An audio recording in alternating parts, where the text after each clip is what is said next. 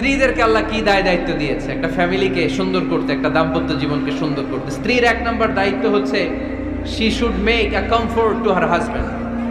স্ত্রীর উচিত স্বামীর জন্য ঘরটাকে প্রশান্তির নীর বানিয়ে রাখা। কি বানিয়ে রাখা? প্রশান্তির নীর।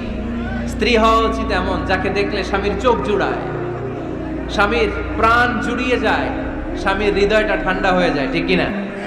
আর স্ত্রীর দিকে তাকালে যদি মেজাজ গরম হয়ে যায়, মেজাজ খিটখিটে হয়ে যায়, ঝামেলা আছে না নাই? ঝামেলা আছে। এজন্য মেহেরবানি করে আমাদের বোনরা যারা এমন কোনো কাজ করবেন না যেটা স্বামীর মেজাজকে খিটখিটে করে দেয়, কারণ আল্লাহ তাআলা আপনাদেরকে তৈরি করেছে লিতাসকুনু ইলাইহা, স্বামী আপনার কাছে গেলেই যেন তার হৃদয়টা প্রশান্ত হয়ে যায়, ঠিক কিনা? অনেক স্ত্রী আছে না জেনে না বুঝে স্বামীর সাথে এমন খিটখিটে মেজাজ দেখায় যেটা স্বামীর জন্য মেনে নেওয়া কষ্টকর।